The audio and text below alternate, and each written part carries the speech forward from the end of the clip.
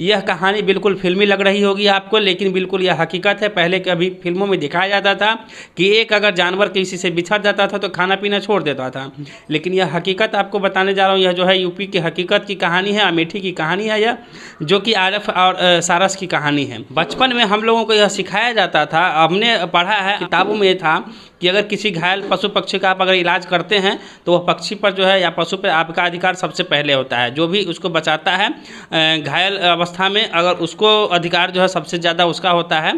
और ऐसे में आज जो है एक पक्षी जिस पे राजनीति शुरू हो गई है, यह कहानी है उत्तर प्रदेश की। आरिफ को एक घायल अवस्था में एक पक्षी मिला था जिसका नाम सारस है। उसका चोंच बहुत बड़ा बड़ा होता है, जिसके बारे में कहा जा रहा है कि यह राजकीय पक्षी है उत्तर प्रदेश का, और किसी भी राजकीय पक्षी को आप जो है कैद करके नहीं रख सकते हैं।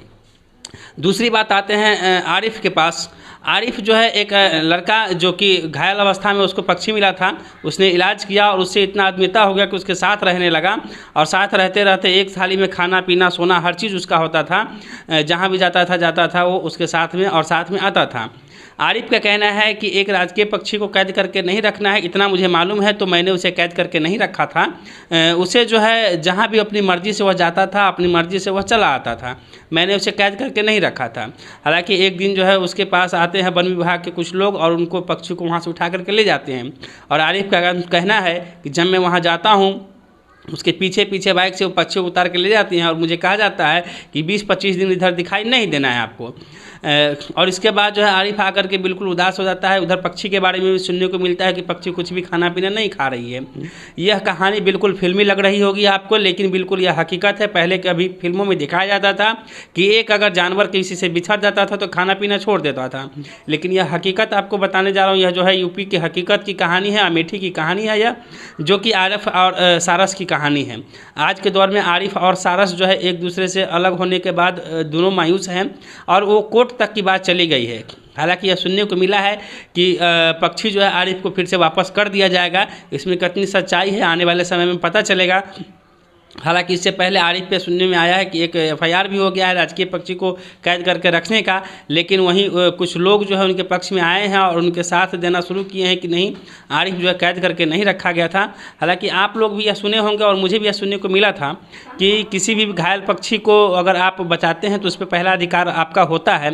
लेकिन सवाल यह भी है कि अगर कोई बाघ को ले आए और घायल पशु बाघ को ले आए और उसके साथ रहने लगे, आत्मीयता रहने लगे, तो उसको साथ में नहीं छोड़ा जा सकता है, क्योंकि दूसरे के लिए खतरा बन सकता है। परंतु यह पक्षी की बात है और उसकी लगाव की बात है, उस पर अब सरकार क्या एक्शन लेती है देखने वाली बात है।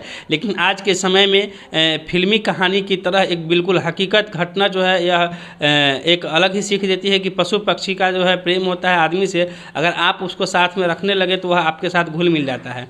ऐसे हालांकि इस पर अब राजनीति तेज हो गई है। एक सारस पक्षी पे ही अखिलेश यादव बार बार कह रहे हैं कि मैं उनसे मिलने गया, इसलिए जो है योगी जी उसको वहाँ से हटा दिए हैं और उसको जो है वहाँ से ले आए हैं।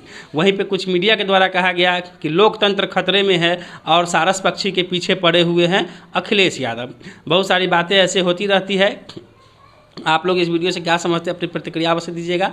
हालाँकि सारस जो पक्षी है वो अब फिलहाल अभी उद्यान में है, कानपुर के उद्यान में है वो, और वहाँ से उसको अब देखते हैं कि सारस आरिफ को मिलता है या उद्यान में ही रहता है। इस वीडियो को ज़्यादा से ज़्यादा आप लोग शेयर कीजिएगा, क्योंकि यह जो कहानी मैं बताया हूँ यह बिल्कुल हकीकत है।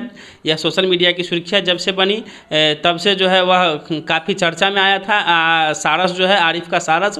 और यह आरिफ का सारस भले ही आरिफ को मिले या न मिले, परंतु यह कहानी आज के समय में ज़रूर एक अमर बन गई कि एक पक्षी जो है जिसे लोग डरते हैं, उसकी आँखें भी फोड़ सकती है, किसी की इतनी बड़ी बड़ी चोंच होती है, उसको वह अपने साथ में रोटी भात चावल दाना पानी जो है उसको खिलाता था और उसके साथ में उसका रहना होता था।